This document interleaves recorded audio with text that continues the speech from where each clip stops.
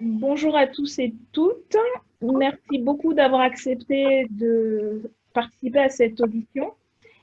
Alors, c'est dans le cadre d'un travail du groupe parlementaire de la France Insoumise que nous effectuons une série d'auditions autour de la question du déconfinement et des différents scénarios possibles. Donc, pour votre information, cette audition est enregistrée puisque nous utilisons la vidéo pour préciser un certain nombre de points et retranscrire au plus près les comptes rendus. Et puis, nous souhaitons aussi, comme nous le faisons en règle générale lors des auditions parlementaires à l'Assemblée, pouvoir les diffuser, puisque c'est aussi un moyen de rendre compte de notre travail parlementaire et de permettre au public de s'emparer aussi des questions que nous traitons. Et donc, nous voudrions vous demander si ça vous pose un problème que cette audition soit diffusée publiquement, auquel cas, bien sûr, nous ne le ferions pas et nous l'utiliserions uniquement l'enregistrement pour notre travail interne. Donc, si Pas de ça vous pose problème pour moi.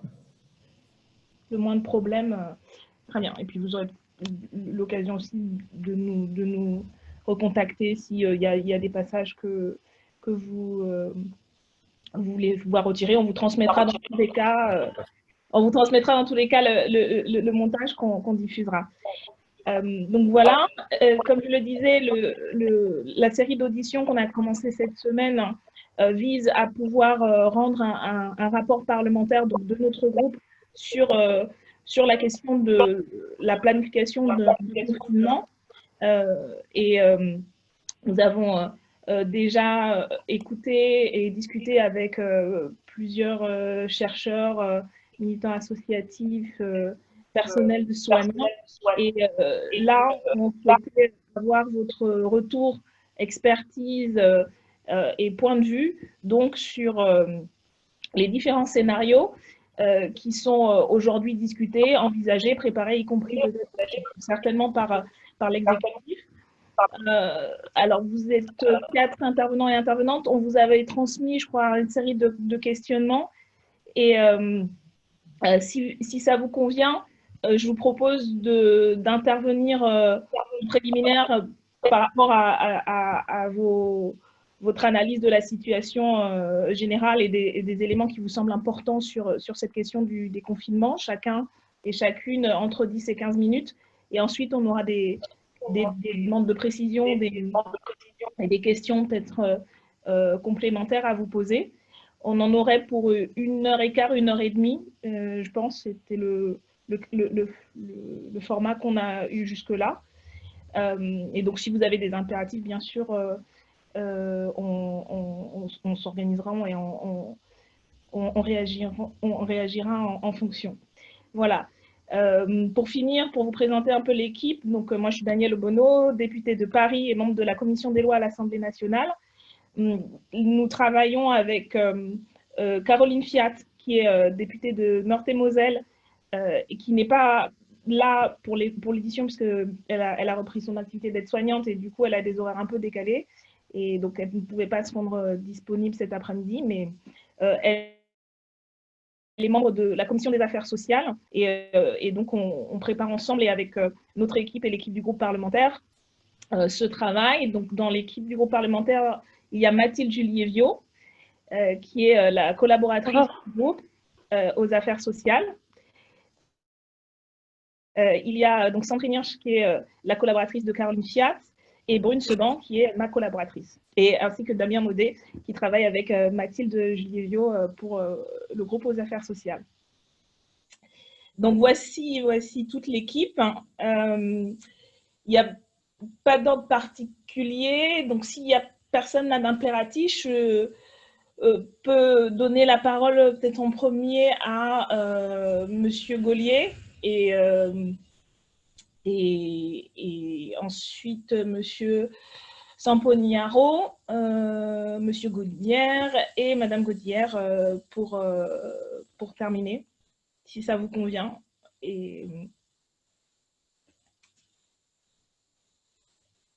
Ok, ben écoutez, si vous me donnez la parole, je prends avec plaisir. Je vous remercie d'abord de m'inviter à cette audition. C'est toujours un plaisir de pouvoir voir que la science peut être écoutée parfois par les politiques et je pense que dans la circonstance, c'est particulièrement utile.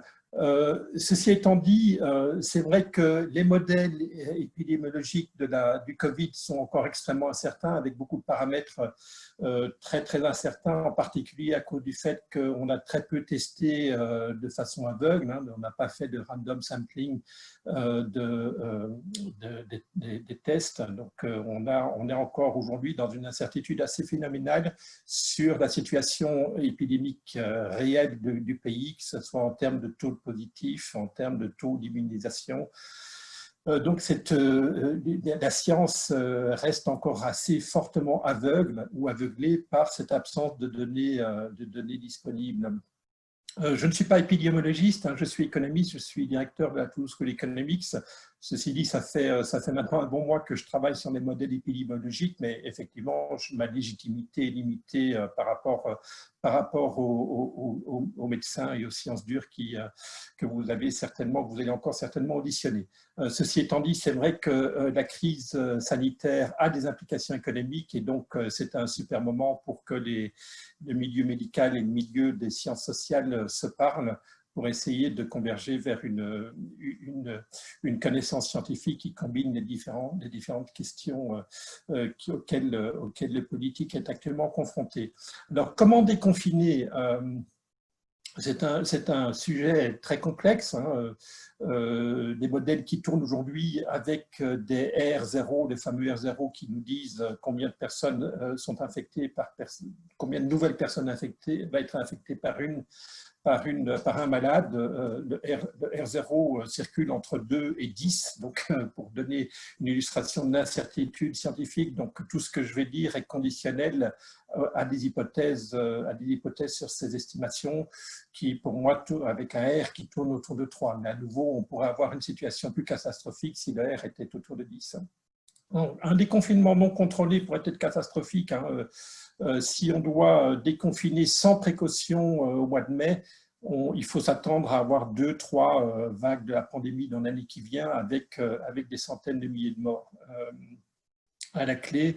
Tout dépendra de, effectivement, quel sera le R0 une fois qu'on est déconfiné. Si on est déconfiné comme on n'a été pas confiné au mois de mars, il est fort probable qu'on ait un R autour de 3 avec un taux de mortalité autour de 1%, ça fera effectivement des centaines de milliers de morts. Tout dépendra aujourd'hui, et on a peu d'informations, et là je me tourne à nouveau vers mes collègues épidémiologistes, on a peu d'informations sur l'efficacité réelle des masques, sur l'efficacité des opérations de distanciation sociale dans les entreprises, celles qu'on imagine qu'ils vont les mettre en place, ou qu'ils les mettent déjà en place maintenant, qu'ils mettront encore plus en place après le 11 mai. Voilà, énormément d'incertitudes, mais ce qui est clair, c'est que si on retourne dans la situation qui prévalait début mars, il faut s'attendre à reconfiner très très rapidement. Alors, quel scénario de déconfinement le plus souhaitable? Donc, vous avez compris que la réponse à cette question dépend fortement de la manière dont on va déconfiner. Ça va être, on peut imaginer que ça va être très compliqué parce qu'on est dans une situation avec une responsabilité pénale des employeurs, un droit de retrait, une nécessité de sécurité des travailleurs. Donc, comment est-ce que ce nexus de responsabilité et de risque va se conjuguer dans les mois à venir? C'est très difficile à prévoir. En particulier si on n'a pas la capacité de tester la population. Hein. Si on pense qu'il y a 2% de la population qui est aujourd'hui infectée, la situation actuelle est particulièrement dramatique puisque ça veut dire que 98% de la population confinée est inutilement confinée avec des conséquences en termes de PIB, de chute de revenus qui sont considérables. Si on pouvait avoir des tests PCR, c'est-à-dire des tests qui sont capables de déterminer si une personne est positive ou négative, infectieuse ou pas infectieuse, on n'aurait pas de problème économique, puisqu'on pourrait, avec ces tests de masse, libérer 98% de la population, et donc l'impact économique de cette crise serait pratiquement inexistant. Donc, je suis assez impressionné de voir au niveau politique français et au niveau médiatique français d'ailleurs la faible mobilisation sur l'augmentation de la capacité de tests PCR, contrairement à ce qui se passe dans d'autres pays. Quand je vois les États-Unis, quand je vois l'Allemagne, je trouve qu'en France, on parle très très peu de ça et je trouve ça un peu problématique. On parle d'ailleurs surtout de tests sérologiques. Les tests sérologiques aujourd'hui ont peut-être sans doute une utilité médicale, mais ils n'ont pas d'utilité économique. Comme il y a très peu de personnes séropositives aujourd'hui, on parle entre 5 et 10% de la population, pouvoir les repérer dans l'ensemble de la population aura peu d'impact sur la stratégie de déconfinement, puisqu'il ne s'agit pas j'imagine, il ne s'agit pas de déconfiner 5 ou 10% de la population, il s'agit de déconfiner 60, 70%, 80% de la population. Et donc les tests sérologiques sont, me semble-t-il, beaucoup moins utiles que les tests PCR. Maintenant, effectivement, il y a probablement des questions d'efficacité des types de tests. À nouveau, je ne suis pas médecin, donc j'ai une petite connaissance pour avoir lu quelques articles scientifiques sur le sujet, mais je ne suis pas spécialiste. Vous l'avez peut-être vu, avec mon collègue Olivier Gosner de Polytechnique, on essaye de pousser l'idée de faire du groupe testing, c'est-à-dire qu'étant donné la très faible capacité actuelle en France des tests PCR, pourquoi ne pas utiliser un test pour tester simultanément 10, 20, 30 personnes.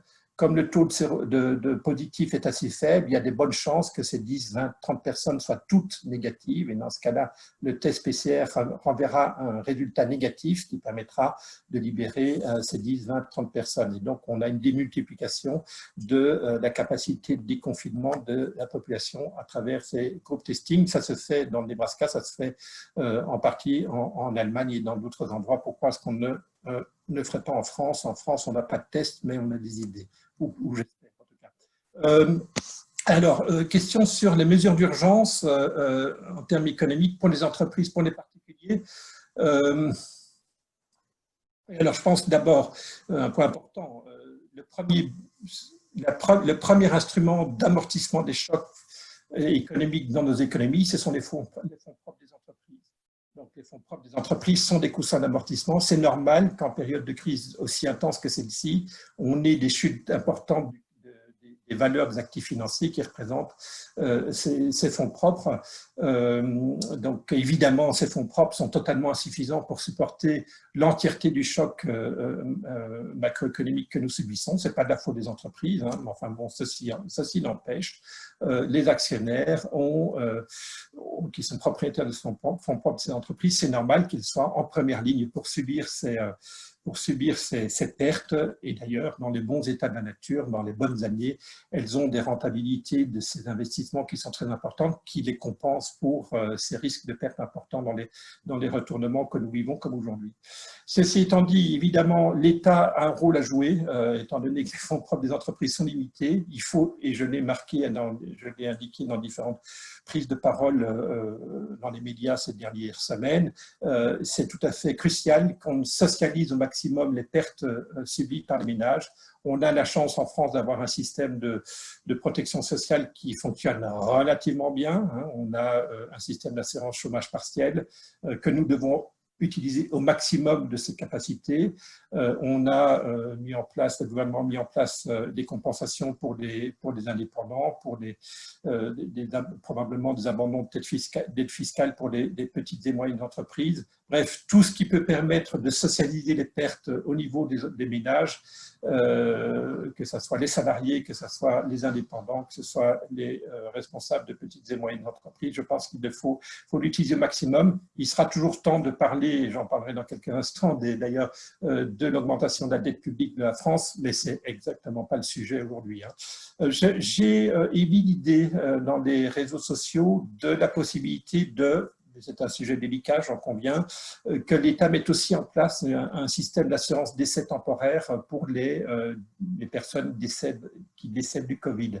Je pense qu'on a mis en place aujourd'hui, ces derniers jours, un système de primes pour les infirmiers, pour les médecins, pour compensation des risques qu'ils prennent dans la situation actuelle. Je pense qu'il ne serait peut-être pas idiot d'aller au-delà et dire les personnes du corps médical qui décèdent de ça, eh bien, la République compense les familles pour ces décès qui peuvent avoir des conséquences considérables pour les familles qui sont endeuillées.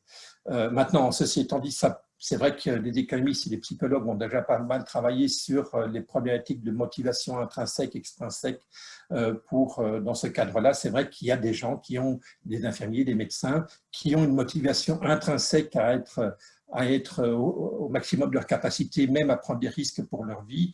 L'idée de leur payer une prime salariale ou une assurance décès peut un peu détruire cette motivation intrinsèque. Donc, je peux comprendre que cette proposition n'est pas nécessairement un soutien massif au niveau social ou politique.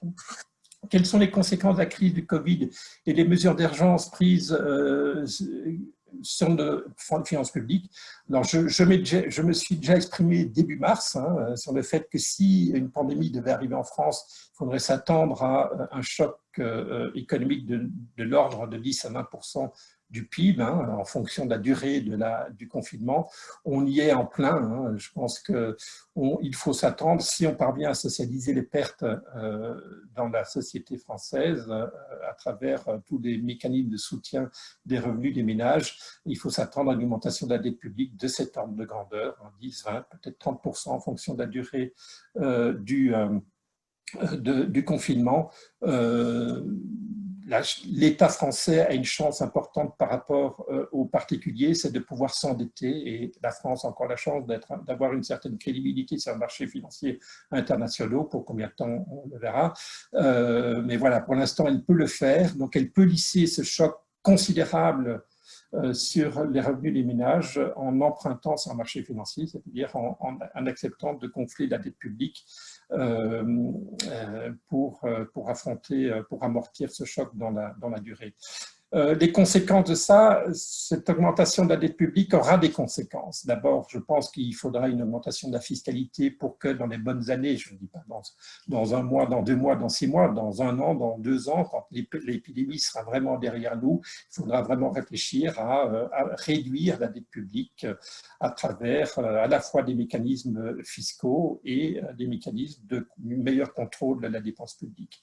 À court terme, je pense qu'on le voit au niveau européen, on a les efforts de lutte contre le changement climatique vont en prendre un mauvais coup. Je pense qu'en particulier, l'Europe va à 3/4 abandonner son grand projet de Green Deal. Et je pense que c'est fort dommage. Je n'en dirai pas plus là-dessus. Comment allez-vous modéliser les scénarios de déconfinement? Alors là, je pourrais vous montrer 2-3 slides. Donc, effectivement, on a des modèles. Les économistes aujourd'hui, je sors ici d'un séminaire Zoom qu'on a organisé à la Toulouse School Economics où il y avait 50 participants internes à l'école. Donc, vous voyez que les économistes se mobilisent beaucoup. Et je présentais un modèle de prédiction, un modèle de dynamique épidémiologique combiné avec un modèle économique qui essaye à la fois de déterminer en fonction de la politique publique, que ce soit en termes de confinement, que ce soit en termes de tests, de dépistage, de PCR, quelles sont les conséquences en termes de nombre de décès dans les mois à venir, ainsi qu'en termes de chute de PIB consécutive au confinement. Et donc voilà, ces modèles, on les calibre avec les données disponibles. J'ai parlé de la faible fiabilité des données disponibles tout à l'heure, je n'y reviens pas. Donc ces modèles aujourd'hui ne sont pas plus fiables que les données sur lesquelles elles sont fondées. Je pense que c'est super important. Néanmoins, elles nous donnent des informations intéressantes. Je pense qu'aujourd'hui, à nouveau, je répète, ce type de modèle nous dit attention au déconfinement trop tôt.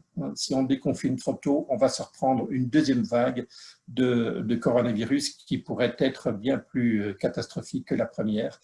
Rappelons-nous ce qui s'est passé pour la crise de la grippe espagnole en 1918-1919. C'est la deuxième et la troisième vague de cette pandémie qui a été la plus mortelle.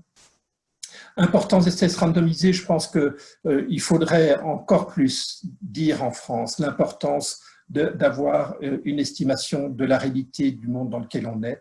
Quelle est la proportion de la population française et puis on pourrait aussi le faire par région, qui est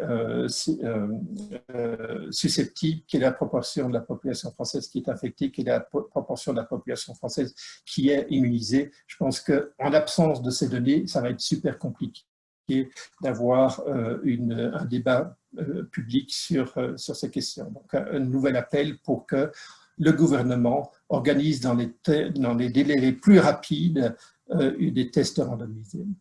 Quels scénarios de confinement sont mis en place à l'international? Alors, vous en savez autant que moi, hein. Vous avez vu qu'aux États-Unis, il y a une vraie volonté de déconfiner très rapidement. Vous avez vu différents pays européens démarrer une politique de déconfinement graduelle. Voilà, la France s'inscrit un petit peu, les discours d'Emmanuel Macron de lundi soir s'inscrit dans cette dynamique internationale où effectivement il y a une forte pression des entreprises pour ouvrir dans des délais les plus brefs pour sauver ce qui peut encore l'être des recettes, des revenus et des bilans des entreprises pour l'année 2020. Je vais terminer donc, quels seraient les risques politiques et sociaux d'un déconfinement partiel?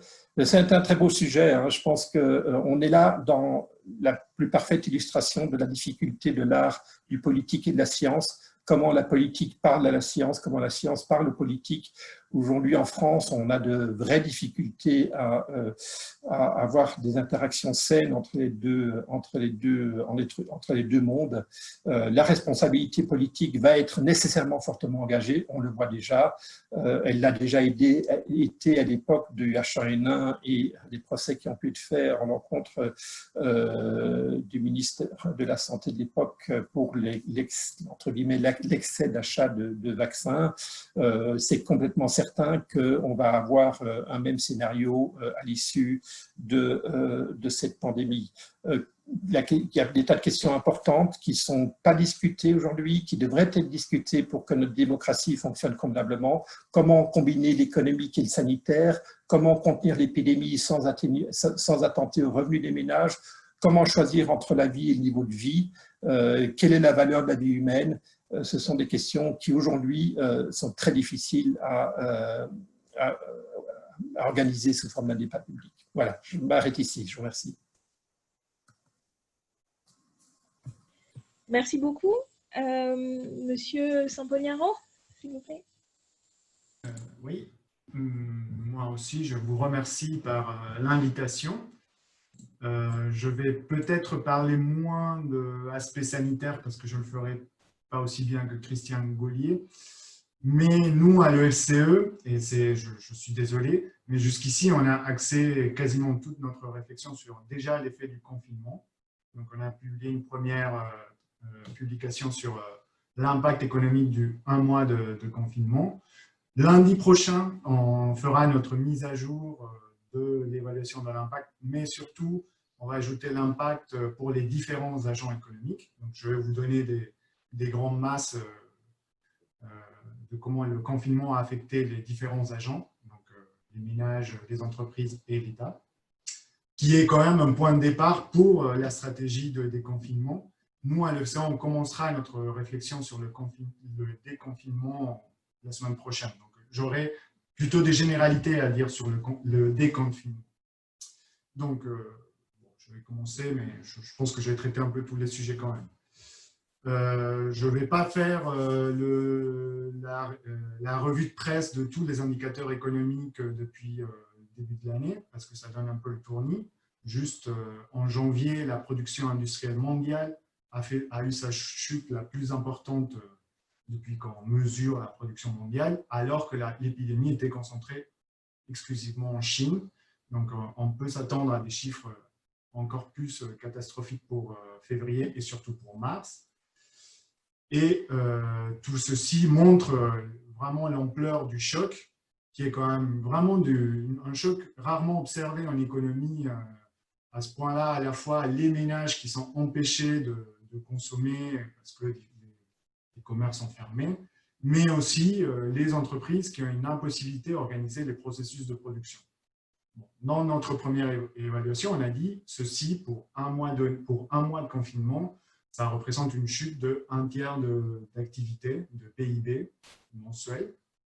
les évaluations qui circulent sont toutes de cet ordre de grandeur. Mais par exemple, le PIB, déjà, il y a des masses qui bougent peu, par exemple les loyers, ou l'activité publique. Sur le champ de l'activité privée, la chute est plutôt de 50%. C'est vraiment un choc massif qui n'est même pas comparable à la crise de 2008. C'est vraiment des chiffres d'une autre dimension. Bon, on connaît bien qu'il y a des secteurs qui sont directement touchés, je vais passer vite, comme le commerce, l'hôtellerie, la restauration, mais aussi des secteurs qui sont impactés très fortement, juste par l'impossibilité de faire des achats qui potentiellement peuvent être reportés. Et ensuite, il y a des secteurs qui sont touchés par plutôt les contraintes du niveau de l'offre, comme dans la construction ou les services aux entreprises. Bon. Face à ce choc massif, la stratégie pour faire face de politique économique, comme ça a déjà été dit, est relativement… Je pense que la philosophie de la solution génère peu de débats.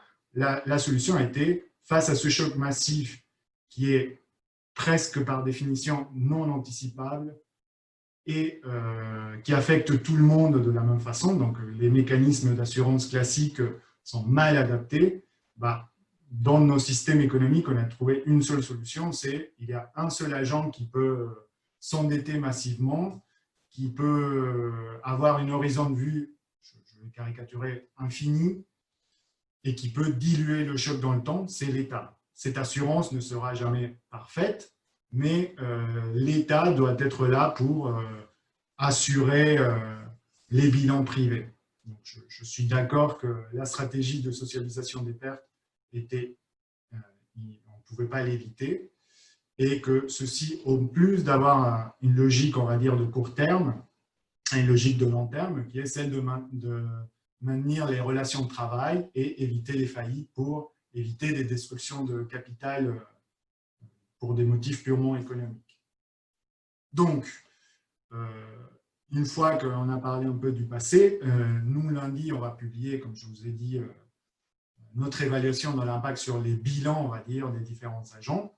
Et a priori, nous trouvons que dans ce premier mois de confinement, la puissance publique a, au niveau agrégé, réussi à préserver le revenu des ménages. Au premier ordre, il va y avoir des légères pertes pour les ménages au niveau agrégé, je répète bien, mais que le mécanisme de chômage partiel, d'activité partielle, a vraiment rempli son rôle pendant ce mois-ci.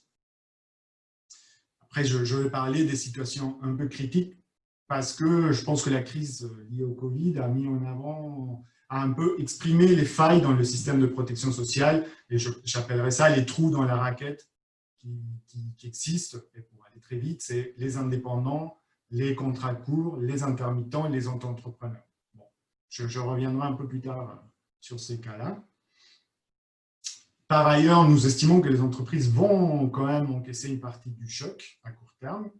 Nous estimons que c'est un choc de 1/3 du PIB, c'est autour de 60 milliards par mois.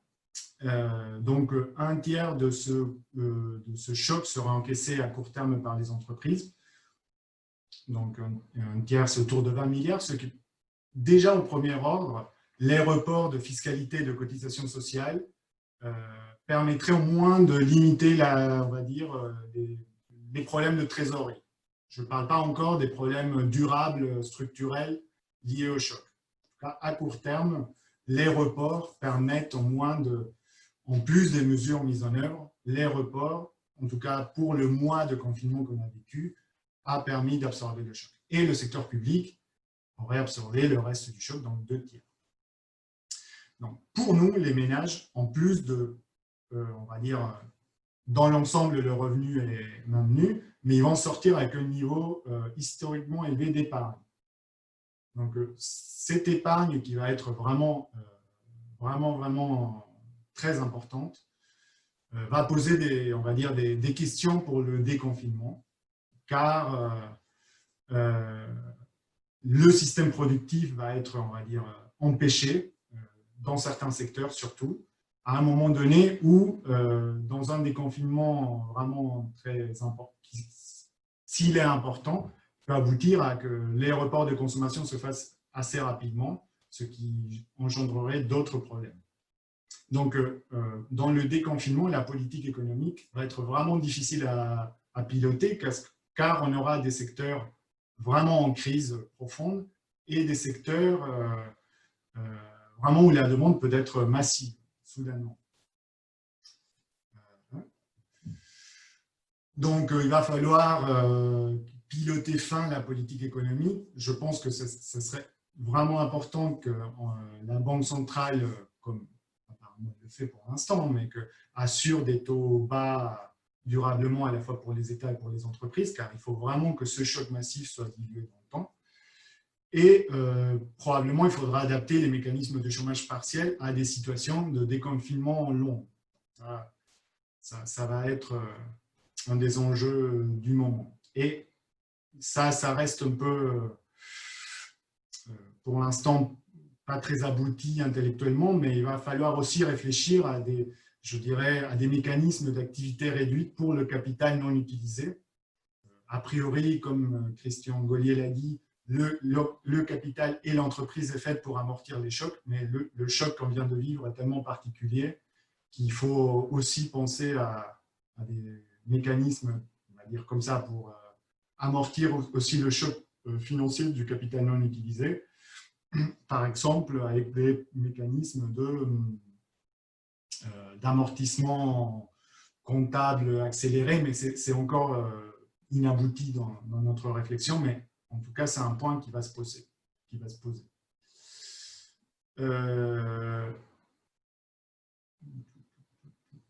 Bon, juste sur la stratégie de déconfinement, un autre point important, c'est qu'il y a une question de déconfinement, on va dire, qui se pose au niveau national. À quelle vitesse, quel secteur libéré, quelle population déconfinée, mais aussi pose des questions internationales, car les pays sont à des stades différents de la diffusion du virus, donc la question des mobilités des biens et des personnes va se poser. Et ces derniers points sont aussi importants à garder en tête, car la France, en plus en particulier, a des avantages compétitifs dans certains secteurs comme le tourisme ou l'aéronautique qui vont être durablement touchés. Donc, il y a une combinaison entre des préoccupations, on va dire, macroéconomiques et sectorielles qui vont rendre, à notre avis, la question assez complexe. Donc, une fois que, pardon pour m'avoir étalé sur la situation au début du déconfinement, mais c'est un peu sur quoi on a beaucoup travaillé à l'OFCE, dans ce contexte, je vais essayer d'être court sur la stratégie de déconfinement, on va dire, la philosophie générale, parce que je pense que tout a été plus ou moins dit, mais que clairement, la stratégie de déconfinement est dépendante de la capacité à faire des tests fiables en sortie de confinement. C'est un peu la littérature théorique qui combine modélisation économique et modélisation épidémiologique dit. Moi, dans les articles académiques que je lis, vraiment théoriques, je vois que finalement, un déconfinement long, mais combiné avec des tests, en fait, faire des tests fiables peut rendre le déconfinement plus lent, mais plus certain, et peut-être l'étaler plus dans le temps. Mais ça ne se ferait pas avec un coût économique plus important, d'après ce que je lis, mais par contre avec des gains de bien-être liés aux vies préservées plus importants. Donc, moi, ce que je lis, c'est que l'arbitrage entre objectifs économiques et objectifs sanitaires semble moins fort de ce qu'on dit, et que vraiment une stratégie de déconfinement, surtout partielle et progressive, doit être accompagnée de tests le plus largement possible. C'est ça ma lecture de la littérature théorique. Et du coup, au-delà de ces questions vraiment très générales, que je n'ai pas grand-chose à ajouter, je dirais que quand même le déconfinement pose certaines questions, mais vraiment très pratiques, et qui rendent vraiment l'exercice vraiment compliqué. Et la décision publique dans ce contexte-là est très particulière, c'est qu'on veut éviter, pareil, la logique, je peux la comprendre, de rouvrir trop vite les secteurs qui génèrent des contacts sociaux où la distanciation sociale ne peut pas être assurée, comme dans la restauration, les cinémas, l'événementiel, tout ça. Ça, on peut le comprendre. Mais comment, du coup, déconfiner et comment déconfiner les transports en commun, surtout dans les grandes villes. C'est une question vraiment concrète à laquelle il va falloir répondre. De façon un peu accessoire, il y a quand même la réouverture du système scolaire qui pose une question, parce que j'ai l'impression que d'un point de vue sanitaire, les réponses pousseraient pour ne pas ouvrir tout de suite, mais que si on n'ouvre pas le système scolaire, comment on peut déconfiner la population active, c'est compliqué. Et un autre point que je trouve important, c'est j'entends beaucoup parler de déconfinement par tranche d'âge et en évitant le déconfinement des personnes à risque. Je pense qu'actuellement, dans ce qui est modélisation concrète du choc de déconfinement, moi, ce que j'ai vu de plus abouti pour la France, c'est ce qu'a fait votre collègue à l'Assemblée nationale, Jean-Noël Barrot, et des co-auteurs économistes qui mesurent le confinement des personnes, le confinement des personnes âgées entre 50 et 65 ans pénaliserait l'activité de 2 points de PIB sur 6 points. Donc, voilà, sanitairement, j'écoute que les personnes de plus de 50 ans potentiellement ne sont pas déconfinées tout de suite, mais c'est quand même une population qui produit. Surtout si on ne peut pas ouvrir les écoles, que faire? Les réponses sont assez compliquées de ce déconfinement partiel, de comment le mettre en œuvre concrètement. Et du coup, pour poursuivre le fil des questions qui nous ont été envoyées, sur les mesures d'urgence, je pense que la crise du Covid a montré certaines failles du système de protection sociale qui, on va dire, elle s'applique en période normale, on va dire, mais qui, dans la situation exceptionnelle qu'on vit, il devient beaucoup plus urgente. C'est dans le système de protection sociale, avec toutes les qualités qu'il a, ses défaillances, mais en tout cas, il faut lutter contre le non-recours. Vraiment, c'est une question qui est assez capitale pour avoir ce filet de sécurité large dont on aurait besoin aujourd'hui. Et du coup, l'automaticité des prestations sociales aurait été très important de l'avoir au début de cette crise-là. Et ensuite, il y a un deuxième volet de réflexion qui porte sur les trous dans la raquette, comme j'avais dit tout à l'heure, sur les jeunes qui restent quand même les oubliés même des mesures qui ont été évoquées cette semaine. Mais après, les indépendants, les contrats courts, les auto-entrepreneurs, les salariés des plateformes, les travailleurs indépendants des plateformes, tous ces actifs qui sont mal protégés par le système actuel. Et ensuite, et c'est une autre pan de réflexion qui, dans le cadre des réflexions sur le revenu universel d'activité, on voit bien que l'activation des minima sociaux, donc la volonté de mobiliser le système de protection sociale essentiellement comme un vecteur d'incitation au retour à l'emploi, dans certaines circonstances, on peut pas, ces mécanismes ne sont pas opérants et qu'il faut vraiment que tout le système de protection sociale ne repose pas, ou que tous les minima sociaux ne reposent pas sur une logique d'activation des mécanismes. Voilà, donc sur les déficits et les comptes publics, je dirais que, mis à part ce qui a déjà été dit, il y a les reports de fiscalité et de cotisations sociales qui, le gouvernement chiffre à 30 milliards d'euros. Nous, à l'EFC, on l'évalue un peu plus, mais bon, voilà, je ne dis pas qu'on a des meilleurs outils que le gouvernement pour l'évaluer. Tout ça, ça peut aggraver le déficit parce qu'une partie de ces 30 milliards probablement ne seront pas récupérés à cause de faillites ou de pertes structurelles d'activité, notamment dans la restauration, l'hôtellerie et l'événementiel. Et puis, il y a une autre inconnue budgétaire qui est le montant des recapitalisations ou nationalisations d'entreprises qui seront effectuées et qu'on commence à parler d'Air France, mais on ne sait pas s'il y en aura d'autres plus tard. Donc, quelque part, pour minimiser ces pertes-là, c'est vraiment important que le choc soit, qu'on évite les faillites. Voilà, donc moi je dirais pour conclure sur les perspectives tant de finances publiques que d'assurance, d'absorption économique du choc, c'est que les taux restent bas, au moins à un horizon assez visible. Et par exemple, depuis le 9 mars, les taux ont augmenté de 0,4 points en zone euro en général. Voilà, il reste très bas, donc la situation n'est pas inquiétante. Aujourd'hui, le taux à 10 ans français est à 0. Mais en tout cas, c'est très important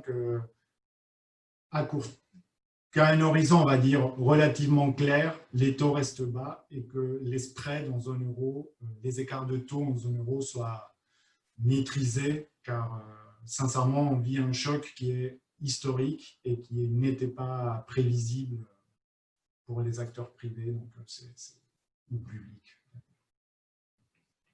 Voilà. Merci beaucoup. Bon, je vais prendre les questions tout à l'heure. Je vais laisser la parole à Alexandre Godillère et ensuite Bénédicte Godillère et quelques... Voilà, on nous entend? Oui, on nous entend? Oui, on vous entend. Oui. Ok. Alors, on va parler ensemble. J'ai déjà laissé présenter le chapter en santé par Béni Godillère. Ok. Bon, je vais parler d'un point de vue situé, qui est celui d'un médecin généraliste dans un centre de santé communautaire participatif dans le quartier nord de Marseille. Et c'est important, je pense, de parler d'un point de vue situé, parce que ça veut dire qu'on parle de réalité, et je pense que c'est de là qu'on doit partir si on veut sortir de cette galère. Alors, sortir du confinement, c'est évidemment une question assez complexe, assez large, et vous avez bien raison de ne pas demander qu'aux médecins leur avis. Pour nous, au Château en Santé, sortir du confinement, ça dépend de ce qu'on fait maintenant. Et d'où l'importance d'avoir un point de vue situé et ancré dans des réalités de terrain. Cette maladie-là, comme tout le monde, le Covid-19, c'était une maladie qu'on ne connaissait pas. Et du coup, on a cherché à comprendre ce qu'il en était et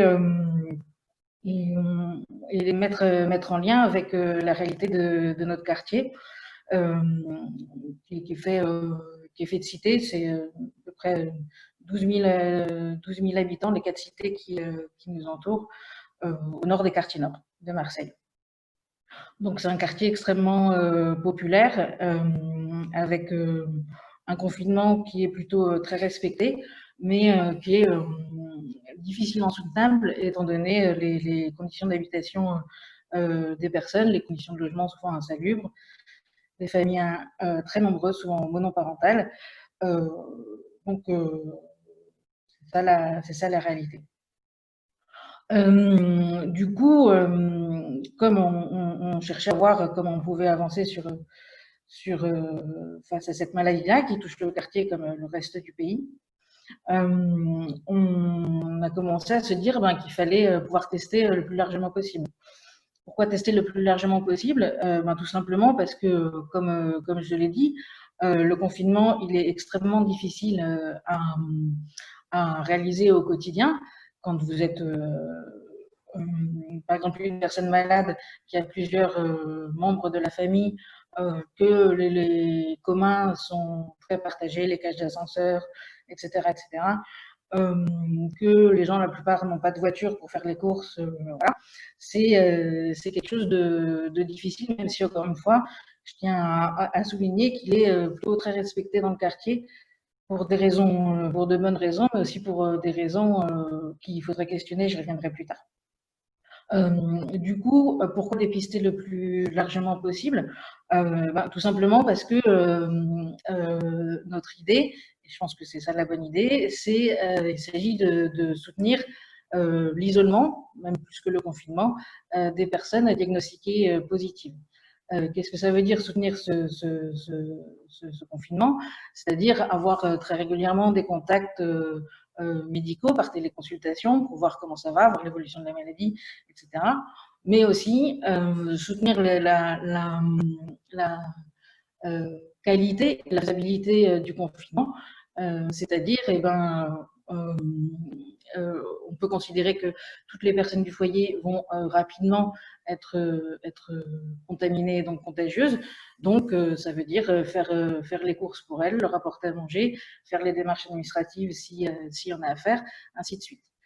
Ça demande la mobilisation de plusieurs personnes. Alors, la nôtre, bien évidemment, c'est rapidement réorganisé pour pouvoir soutenir ça au niveau social, psychologique et puis le quotidien. Mais c'est aussi la mobilisation d'autres personnes. C'est beaucoup plus large, notamment pour des questions de faire les courses, les questions du quotidien des enfants, etc. C'est souvent d'autres personnes et la mobilisation d'individus, par exemple du quartier, qui sont nécessaires. C'est d'ailleurs assez souvent la mobilisation d'individus et c'est pas toujours soutenu par les tutelles. Donc ces questions de test, on les a assez rapidement posées à nos tutelles et aux différentes instances. Pour nous, c'est l'ARS. Et on a cherché à en faire le plus possible localement. Et c'est actuellement ce qu'on est en train de réussir, je pense. Localement, ça me semble très important de s'organiser localement parce que c'est toujours la même histoire. Il s'agit d'être ancré dans la réalité. Et la réalité, c'est si on s'organise localement, on connaît la même réalité. Alors nous, localement, qu'est-ce que ça veut dire? C'est-à-dire que très tôt, on a impliqué notre laboratoire de quartier qui s'est mis à faire des tests relativement rapidement. Et puis après, on a travaillé avec l'hôpital Nord, qui est le morceau du CHU de Marseille, qui est près de chez nous, qui est à 1 kilomètre de chez nous.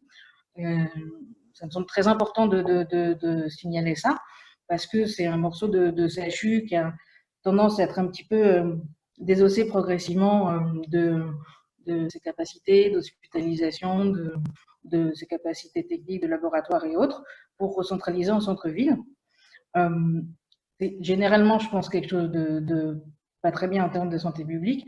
Et là, on voit bien que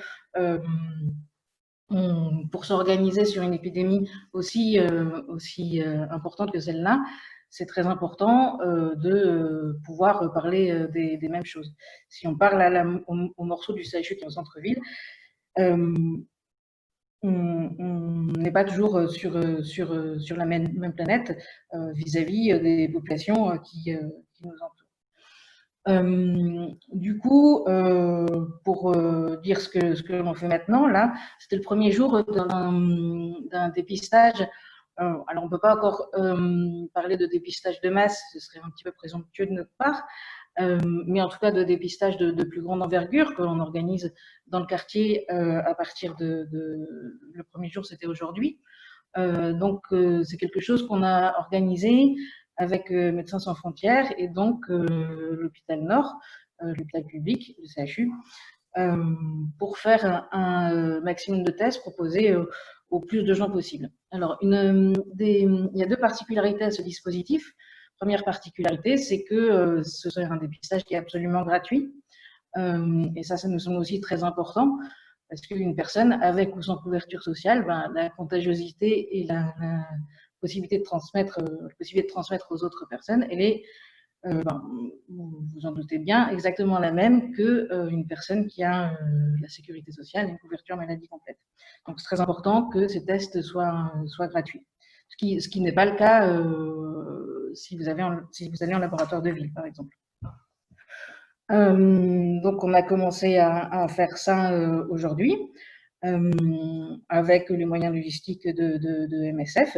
Et la deuxième particularité de ce dispositif, c'est que toutes les personnes qui sont reçues, elles sont reçues par un médecin et une autre personne en même temps pour faire ce qu'on a appelé une consultation flash, c'est-à-dire d'évaluer les conditions de santé des personnes, mais aussi dans quelles conditions, si jamais le test est positif, la personne va pouvoir être isolée, qu'est-ce qu'il va falloir soutenir, etc., etc. De manière à ne pas avoir de perte de vue des personnes et de pouvoir soutenir un confinement qui sera très probablement difficile vu les conditions que j'ai évoquées précédemment. Alors après, donc ça c'était un petit peu pour parler de notre réalité aujourd'hui. Une autre chose que je voudrais évoquer, c'est la question de la peur. En fait, cette épidémie, les messages qui ont été communiqués, ça fait extrêmement peur. Ça fait extrêmement peur à tout le monde, et notamment dans des quartiers comme le nôtre, qui sont plutôt des quartiers qui ont l'habitude d'être mis sur le côté et à devoir s'organiser un petit peu seuls. Les gens ont effectivement tellement peur, ne sortent plus de chez eux. C'était les choses plutôt négatives dont je parlais. Les gens ne sortent plus de chez eux pour des raisons de santé publique, mais aussi parce qu'ils ont vraiment très peur. Et ils ne sortent plus de chez eux. Je pourrais, par exemple, parler de l'histoire qui nous a été rapportée hier. Ne sortent plus de chez eux, parfois jusqu'à la mort. C'est-à-dire que cette maladie, elle est vécue comme honteuse. Et du coup, pour une partie des personnes, ils ne vont pas du tout appeler jusqu'à pas du tout solliciter les systèmes de santé jusqu'à mourir. Et c'est ce qui est arrivé hier.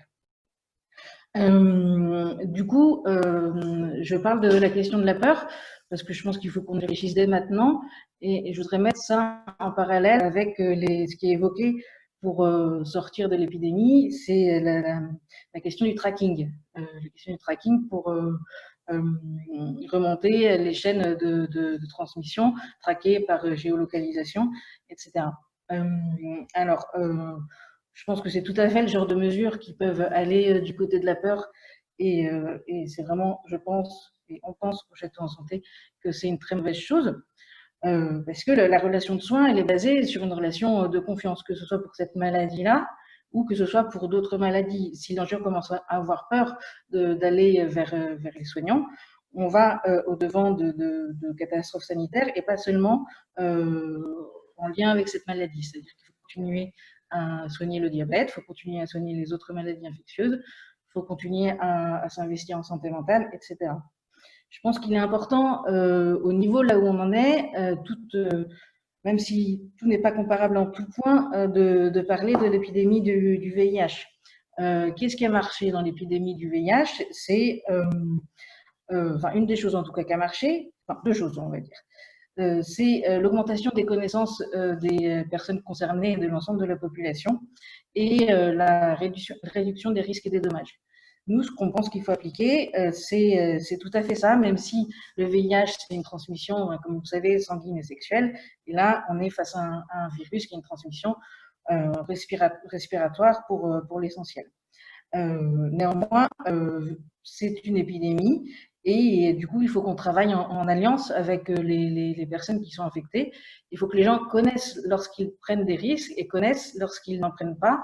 Et si ils sont remis au travail, remis à des conditions d'exposition, ils sachent quand est-ce qu'ils sont exposés, quand est-ce qu'ils ne sont pas, et quand est-ce qu'ils réduisent les risques pour continuer leur vie. Là, vous voyez que mon frère et moi, on est côte à côte, et on a des masques, on est en train de réduire nos risques de transmission, même si il y en a bien sûr, vu la proximité qu'on a pour être face à la caméra. Voilà. Je pense que j'ai à peu près tout dit. Je voudrais peut-être juste dire que sur la question des tests, les intervenants suivants ont parlé de pénurie de tests à plusieurs reprises. Alors, c'est vrai qu'on n'en a pas encore assez, mais c'est tout à fait possible d'en avoir plus. Et il y a plusieurs secteurs d'activité qui sont en mesure de réaliser des tests, qui n'ont pas été encore sollicités. Il faut continuer de le faire. Je pense aux différents laboratoires du CNRS, les laboratoires vétérinaires qui avaient proposé de nous donner leur coup de main, etc., etc. Il y aurait d'autres choses à dire en termes de dépistage et que ce soit par imagerie ou par biologie, mais je vais laisser Alexandre Gaudière parler à ce sujet. Merci. Merci. Donc, moi, je suis Alex Gaudière. Je suis un patient du Château en Santé depuis plusieurs années. Et je suis aussi un membre de l'association Le Château en Santé depuis récemment. Professionnellement, je suis chercheur CNRS, je travaille en mathématiques, je fais des probabilités. Donc, c'est mes très proches collègues qui font les modèles mathématiques épidémiologiques. Moi-même, je travaille sur ce type de modèle mathématique épidémiologique. Si je me suis rapproché du Château en Santé là, pendant ce dernier mois, c'est parce que c'était très clair pour moi que ce ne serait pas en s'appuyant sur des modèles mathématiques trop abstraits qu'on arriverait à combattre efficacement l'épidémie. Cependant, si j'ai été sollicité par le Château en Santé, c'était aussi parce que mon travail, ça consiste à manipuler les ordres de grandeur. Et c'est ça dont je voulais vous parler, dont je vais vous parler maintenant sur la question du déconfinement. Ce qu'on peut dire en regardant les chiffres de l'épidémie aujourd'hui, c'est qu'il y a de l'ordre en ce moment de 2 millions de personnes qui sont ou ont été contaminées en France. Quand je dis de l'ordre de 2 millions, ça veut dire peut-être 4 millions, peut-être 5, mais ça veut dire pas 20 millions, beaucoup moins que 20 millions, et pas 200 000, beaucoup plus que 200 000.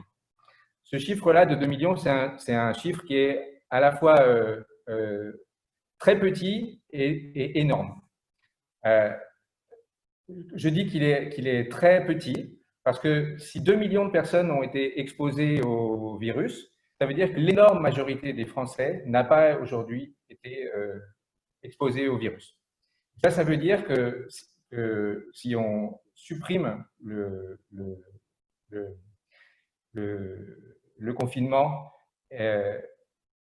on peut, de façon brutale, ce que personne ne propose de faire aujourd'hui d'ailleurs, on reviendrait à la situation d'il y a un mois, avec une population qui n'est pas du tout immunisée et une épidémie qui pourrait s'enflammer de nouveau. En même temps, c'est pour ça que c'est très peu. Il y a très peu de personnes qui ont été, donc il n'y a aucune immunité qui est acquise dans la population. Et c'est très bien qu'il n'y ait aucune immunité qui soit acquise dans la population parce que acquérir l'immunité suffisante dans la population pour empêcher le virus de se propager, ça veut dire avoir des centaines de milliers de morts en France. Donc ça, c'est ce qu'il faut éviter. Et en même temps, c'est énorme de millions parce que ça implique qu'on a déjà plus de 10 000 morts en France, qu'on est en train de s'approcher des 20 000 morts avec les hôpitaux qui sont déjà saturés. Ça, c'est parce que jusqu'à maintenant, on n'a pas été capable d'interrompre la chaîne de transmission du virus. On n'a pas été capable d'interrompre la chaîne de contagion. En confinant, on a permis aux gens qui étaient malades de contaminer leur entourage dans leur foyer. Et ensuite, le virus a continué à se transmettre de foyer en foyer. Si ça avait été absolument efficace complètement, comme la maladie dure en général, dans l'énorme majorité des cas, 3 semaines, eh bien, 3 semaines après le début du confinement, tout le monde aurait été guéri ou mort. Et tous ceux qui l'avaient. Et donc, on n'a plus de problème aujourd'hui.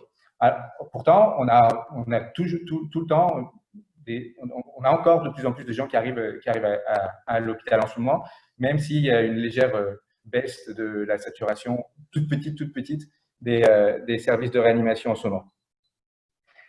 Pour éviter ça, la seule façon, pour éviter la contagion, la seule façon, c'est d'arrêter la chaîne de transmission, de savoir qui est malade, qui ne l'est pas, isoler, protéger et soigner les gens qui sont malades. je disais qu'il y avait 2 millions de personnes qui avaient été contaminées. Il y en a certainement la moitié aujourd'hui qui sont ou morts ou guéris pour la plupart. Et ça ferait aujourd'hui, si on devait identifier toutes les personnes qui sont malades et qui peuvent transmettre le virus, au moins 5 millions de tests à faire. C'est ça qu'il faudrait faire. Bon, 5 millions de tests à faire, en ce moment, on en fait 20 000 par jour. Alors, 20 000 par jour, ça veut dire qu'en 10 jours, on en fait 100 000. En 100 jours, on peut en faire 1 million. Et pour arriver à 5 millions, il faut 500 jours. Ça fait presque 2 ans.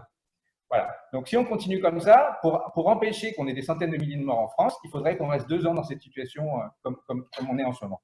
C'est pas possible. Il faut changer d'échelle sur le dépistage. La semaine dernière, les décrets sont passés pour que les laboratoires publics soient mobilisés. Et le CNRS et l'INSERM ont annoncé qu'ils pouvaient faire prochainement de l'ordre de 100 000 tests par jour.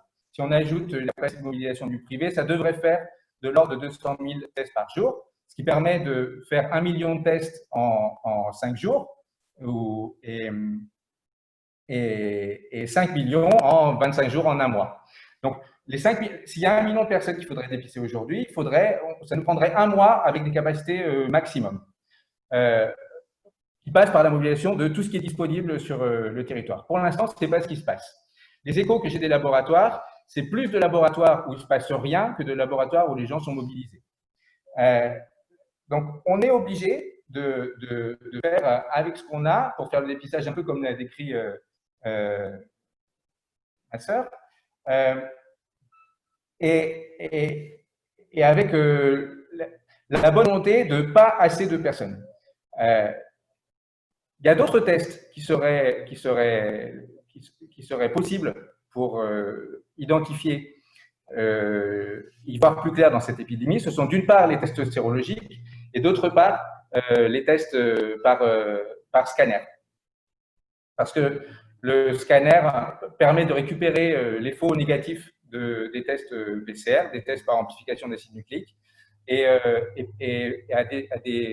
les images thoraciques ont des signes très caractéristiques en début d'infection. C'est pour ça que ce serait une des choses à ajouter à toutes les méthodes qu'on a aujourd'hui pour dépister, traquer l'épidémie, développer les capacités de tests par amplification d'acide nucléique à l'échelle des capacités de production du pays, ce qui n'est pas fait pour le moment, et ensuite développer les tests sérologiques qui permettraient d'avoir une étude statistique et une approche statistique beaucoup plus fine au problème pour pouvoir orienter où mettre les moyens. Et ce matin, j'ai passé toute la matinée à mettre en contact les gens de l'hôpital Nord et les statisticiens de Marseille, parce qu'il se trouve qu'on est dépourvu en termes de ressources humaines en ce moment pour faire les études statistiques à la bonne échelle. Mais bon, ça avance. Et ce qu'il faudrait encore, ce serait du coup utiliser par exemple les camions de la médecine du travail ou de l'armée pour mettre dessus des scanners et faire les tests quartier par quartier. C'est ce sur quoi je pense que nous, on va travailler maintenant. Ce que je dis là, on a l'impression que ça appuie essentiellement sur la mobilisation de personnes qui sont très compétentes, des personnes qui sont capables de faire des tests par amplification d'acide nucléique, de lire des images de scanner ou qui peuvent faire l'étude statistique des sérologies. Mais une fois qu'on a dépisté les personnes, ce qui est important, comme l'a expliqué avant, c'est d'avoir des gens qui s'occupent de protéger, isoler et soigner les personnes qui sont malades. Il faut qu'ils arrêtent de transmettre le virus, que ce soit ou pour déconfiner ou pour soulager les hôpitaux aujourd'hui. Et ça veut dire un appel à la mobilisation de tout le monde. Je pense qu'il faut arrêter de ces discours qui essentiellement terrorisent et infantilisent la population en leur disant on va ajouter un petit peu encore pour attendre pour que ça aille mieux dans les hôpitaux. On a besoin de tout le monde pour arrêter le virus. il y a plein de choses qu'on peut faire. Le seul point commun entre toutes les choses qu'on peut faire pour arrêter cette épidémie, c'est la mobilisation de tout le monde. Et c'est ça qui s'oppose, et c'est ça qui est contradictoire avec ce qu'on évoquait sur le tracking. Voilà, je pense que, en fait, pour le déconfinement, si on s'y met tous, en un mois, c'est bon. Mais il faut qu'on s'y mette tous. Voilà, merci. Ok, bon, en un mois, oui, c'est autour du 11 mai, mais merci beaucoup pour vos interventions. J'avais quelques demandes de précision à chacun et chacune, et on se permettra de vous renvoyer peut-être des mails, hein, des courriels pour avoir des écrits si on n'a pas encore tout récupéré. Alors, commençons par Bénédicte Godillard. Est-ce que vous pourriez nous donner une estimation un peu de ce que ça signifie à l'échelle de votre centre de santé en termes de personnel, en fait, et de moyens, le coût, puisqu'il y a aussi cette dimension, et c'est là-dessus que je voulais aussi rebondir avec nos deux économistes. Donc le coût, qu'est-ce que ça représente en fait? Combien ça coûte de faire tourner un centre comme le vôtre avec les moyens actuels? Et j'imagine, puisqu'on a eu on a eu d'autres médecins professionnels de santé qui nous ont indiqué qu'il y avait besoin à l'hôpital et dans la médecine de ville de recruter beaucoup de gens. Qu'est-ce que ça coûterait d'avoir le nombre de personnes, de matériel, etc. Suffisant pour que vous puissiez assurer à l'échelle de votre territoire l'ensemble de ce que vous faites déjà, mais voilà, de manière optimale. Donc ça, c'était pour vous. Je vais les lister, si vous voulez bien, comme ça je vais pas les oublier. Et du coup, messieurs Gaulier et Sampognaro, c'est dans la lignée de cela, parce que vous avez évoqué en fait le choc encaissé par l'État, et l'État étant le seul à pouvoir assurer notamment les entreprises. Et donc ça, c'est précisément ce qu'on on est en train de discuter là à l'Assemblée nationale avec le projet de loi de finances rectificative. Mais est-ce que vous pourriez donner quelques éléments sur l'enjeu aussi de l'investissement public dans les services publics, par exemple sur la question de l'hôpital? Est-ce que vous avez fait des évaluations là-dessus? Parce qu'il va y avoir des besoins, y compris des besoins sur le long terme. Donc, est-ce que c'est compris dans la question de la dette et donc la possibilité de s'endetter et de s'endetter beaucoup? Donc voilà, sur la dimension les services publics, donc il y a la question de l'hôpital, il va y avoir la question compris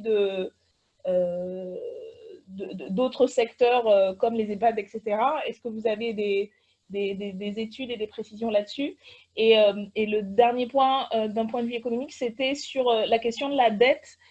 Ça a été évoqué, mais est-ce que l'option d'une dette perpétuelle vous semble quelque chose qui est envisageable, possible? Parce que comme on parle là justement d'un processus long, je crois, M. Sampognaro, vous aviez indiqué qu'au final, un déconfinement qui, sur le temps long, ne coûterait pas plus cher en fait, mais du coup, il faut un certain nombre d'investissements.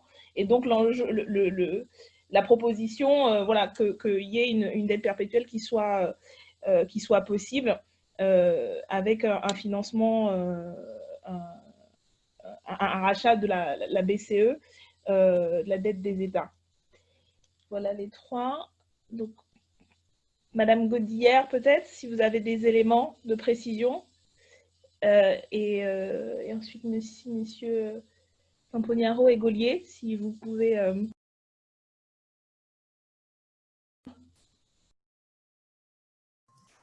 Oui, que j'intervienne? C'est comme on veut. On peut intervenir ou pas? Peut-être Madame Godillard, pour avoir le micro économique, et puis ensuite messieurs Gaulier et Sampognaro pour le macro. Ok, c'est bon, on a le micro pour le micro. Ok, alors je vais faire une réponse un imprécises. Mais en tout cas, si c'est important de connaître précisément notre budget, on pourra transmettre ça pour que ce soit connu. Imprécis sur le budget exact, je pense que c'est à l'année autour de 1 million d'euros. Mais je pense que je me trompe sur les marges, sur les détails. Je vais plutôt parler de la façon dont on fonctionne parce que je pense que c'est ça qui est peut-être reproductible. Alors, c'est-à-dire qu'on fonctionne, on n'est pas que des médecins. On pense que c'est une démarche de santé globale parce qu'on pense que la santé concerne bien des aspects. Donc, il y a une assistante sociale, il y a des orthophonistes, mais qui sont très vite dans l'épidémie actuelle, comme elles peuvent plus faire leur travail, reconvertis en accueillantes médiatrices. Il y a des médiateurs et médiatrices en langue, dans les langues dont on a besoin dans le quartier, c'est-à-dire kurde et turc et comorien et maoré. Il y a une personne qui fait le ménage, qui est arabophone, qui fait aussi de la médiation. Il y a 2 infirmiers infirmières et un gestionnaire et je crois n'avoir oublié personne. Donc ça, c'est la manière dont on fonctionne. Excusez-moi, ça fait combien d'intervenants et intervenantes au total, du coup, à peu près? 17 salariés. 17 salariés ETP, quoi. 17 salariés, pas tout à fait ETP, je ne sais pas, ça doit être autour de peut-être 14 ETP, peut-être, et 17 salariés. Okay, quelque chose comme ça. Mais on peut être plus précis hein, si c'est important. Voilà, ça c'est la façon dont on fonctionne. La façon dont là on gère le truc, c'est que je pense que ce qu'on fait c'est bien et c'est attractif. Et donc ça veut, les remplaçants qu'on a habituellement, ils sont venus nous aider. Donc on est 3 médecins en plus. Et aussi, notre façon de penser la santé, c'est l'implication des personnes. C'est pour ça que mon frère ici présent on l'a impliqué dès le départ parce que c'était aussi bien pour sa santé mentale qui s'occupe de quelque chose dans cette épidémie. Mais c'est le cas pour d'autres de nos patients qui font aussi des choses. Voilà, donc il y a un certain nombre de personnes qui interviennent et qui ne sont pas comptées dans la masse salariale, on va dire. Après, nous, on est à équilibre financièrement, sachant qu'il y a une partie de notre budget qui sont nos ressources propres, c'est-à-dire l'activité de soins, puisqu'on fonctionne actuellement toujours sur le paiement à l'acte, même si on travaille autour de l'article 51 pour sortir du paiement à l'acte et faire autre chose. Et puis, une autre partie, ce sont les subventions que l'on a. Pour financeurs, c'est l'ARS. Et ça, c'est cette partie-là qui est toujours incertaine pour des centres comme le nôtre et pour lesquels c'est très régulier, pour lesquels là où nous avions des garanties à un certain moment, à d'autres moments, les orientations sont différentes et donc du coup, les institutions peuvent reculer sur leurs garanties financières. Et notre plus gros problème, c'est celui-là, quoi. C'est une incertitude, on va dire, de la part de financement public et voilà, c'est essentiellement ça. Mais voilà, encore une fois, s'il est nécessaire, si c'est bien qu'on envoie le budget, on pourra le faire parvenir. Oui, donc il faut remarquer aussi que pour ce qui est de l'organisation actuelle, il y a notamment au niveau du dépistage, c'est pas que nous, on peut pas faire ça tout seul évidemment. On n'a pas de laboratoire, on a certainement encore moins de scanners, etc. Donc, du coup, c'est le CHU et c'est le budget du CHU qui a lancé ce qu'on appelle un PHRC, protocole hospitalier de recherche clinique, autour de ce que l'on fait en ce moment. Il y a nous comme centre extérieur à l'hôpital et il y a un autre gros centre plus libéral qui est dans un autre quartier assez populaire également, le 13e arrondissement de Marseille. Et puis, voilà, donc ce protocole hospitalier de recherche clinique qui externalise les tests à l'hôpital, le budget, corrigera, mais je crois que c'est 400 000 €. C'est autour de 400 000 €, ouais, le budget pour ce PHRC, donc pour faire fonctionner le laboratoire. Voilà. Et juste dernier point, combien de personnes vous avez testé au cours des dernières semaines? Vous avez une estimation du coup des patients que vous avez reçus à peu près ça... Ce que je vais dire aujourd'hui, ce sera très différent de ce qui va être la semaine prochaine, puisque ce que l'on fait, c'est en fonction de ce à quoi on a accès. Par exemple, je peux dire précisément combien de personnes on a testé aujourd'hui, mais aujourd'hui, c'était le premier jour où on faisait les tests chez nous. Donc, aujourd'hui, on a testé une vingtaine de personnes. Donc, ce qui est assez important pour la taille de ce que l'on est. Ça se rapporte a priori plus la semaine prochaine, et ce qui est prévu, c'est qu'on puisse faire 50 tests par jour. Et ça, on pourra aussi, je pense, on pourra l'augmenter avec les accords et la façon de travailler que l'on a avec le laboratoire privé du coin, pour lequel MSF prendra en charge le reste à charge au niveau sécurité sociale si c'est nécessaire. Donc ça sera 50 par jour, je pense, dès la semaine prochaine. Mais ça, si c'est reproduit à plein d'autres endroits du territoire, ça multiplie les possibilités de faire. Et auparavant, les premiers jours où on a déclaré qu'on était en épidémie en France, les premiers jours, c'était 0. Les jours un peu suivants, comme nous, il y a l'équipe du professeur Raoult qui a fait des tests assez largement. Ça fait aussi qu'il y a un peu une émulation, je ne sais jamais comment on dit, à Marseille autour des tests. Et du coup, dans un premier temps, on a orienté vers l'IHU pour tester les personnes. Puis, avec le travail du labo du coin, on a pu tester plus localement. À ce moment-là, c'était 5 tests par jour. Voilà. On va dire que pour le moment, chez les gens qu'on a testés, je peux par contre dire les nombres de cas positifs, on doit être à une trentaine, je pense, de cas positifs, en comptant tout le monde, ceux qui sont en réanimation, ceux qui sont morts, ceux qui sont asymptomatiques. Voilà. Merci beaucoup. Monsieur Gaulier. Oui, merci. Je vais répondre à vos questions et avoir quelques réactions par rapport à ce qui a été dit depuis 1h30. Et puis, je serai obligé de vous laisser, vous m'excuserez. D'abord, je trouve extraordinaire que des tests PCR ou sérologiques dans le cadre du Covid ne soient pas totalement gratuits. Je pense que c'est une évidence d'une saine politique publique sanitaire que d'offrir la gratuité de ces tests. C'est inimaginable qu'on puisse devoir payer pour ça. Quand vous testez, vous vous protégez vous-même et vous surtout vous protégez les autres s'il apparaît que votre test est positif. Donc ça me paraît une évidence.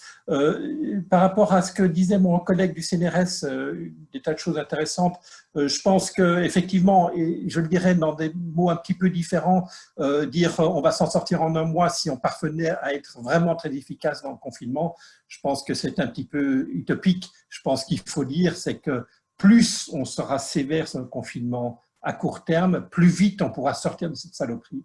D'accord, donc ça prendra plus qu'un mois, hélas, parce qu'évidemment qu'il y a des gens qui doivent aller travailler, il y a des activités essentielles qui vont faire que, voilà, il va y avoir une transmission aujourd'hui en se confinant. Donc, mais c'est vrai qu'il faut rappeler systématiquement, et il a tout à fait raison, mon collègue du CNRS, c'est une mobilisation générale, c'est super positif, que chacun ait vraiment bien conscience que l'effort qu'il se fait en se confinant lui-même, ce n'est pas un effort uniquement pour son bénéfice personnel, c'est un effort collectif qui va bénéficier à l'ensemble de la population parce que vous n'êtes plus vecteur de la maladie. Donc ça, c'est un message super important, super positif, et je pense qu'il n'est pas encore suffisamment compris par une proportion importante de la population. Je suis aussi super content que mon collègue du CNRS fasse référence à l'importance de l'augmentation massive des tests, de la capacité française de tests PCR. C'est totalement clé pour la sortie du confinement.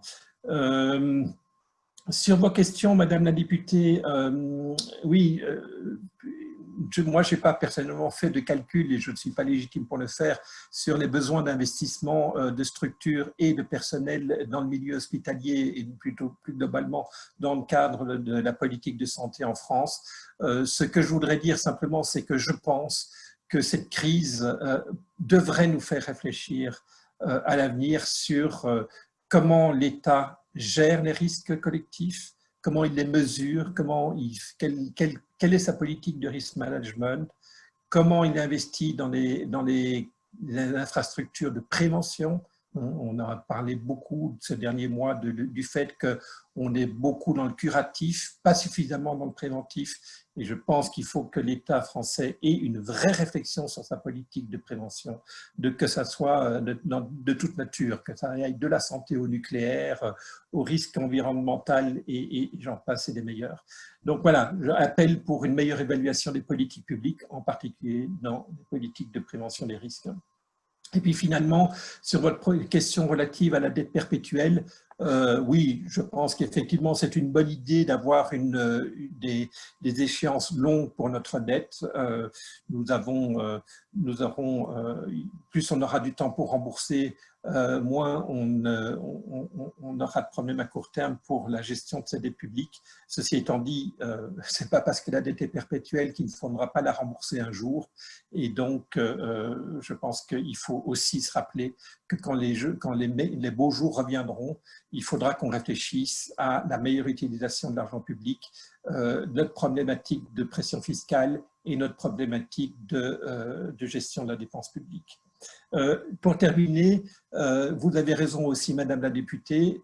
Je pense que, autant j'ai parlé tout à l'heure avec mon collègue économiste de l'FCE de la nécessité d'avoir un État qui joue son rôle d'assureur en dernier ressort, nous avons aussi besoin d'une Union européenne qui fait la même chose, qui soit un assureur en dernier ressort des États. Et donc, il faut absolument que nous ayons aujourd'hui, et c'est un petit peu le moment de vérité pour l'Union européenne, une réelle capacité à avoir un sens de solidarité envers les pays qui sont les plus affectés par la crise, et donc en particulier une capacité à avoir un endettement qui soit collectif avec une responsabilité partagée de cette dette et qui permette aux États les plus atteints par la crise sanitaire de pouvoir gérer efficacement cette crise. On n'est plus comme en 2008. On n'est plus comme en 2008 à montrer du doigt certains pays qui se seraient mal comportés avec leur gestion des deniers publics. On est aujourd'hui face à un risque totalement exogène et donc il n'y a pas de culpabilité, il y a de la responsabilité, il devrait y avoir de la solidarité. Voilà, je vous remercie. Merci beaucoup. Merci à vous. Et puis, bon, puisque vous devez partir, on ne va pas tarder non plus à terminer.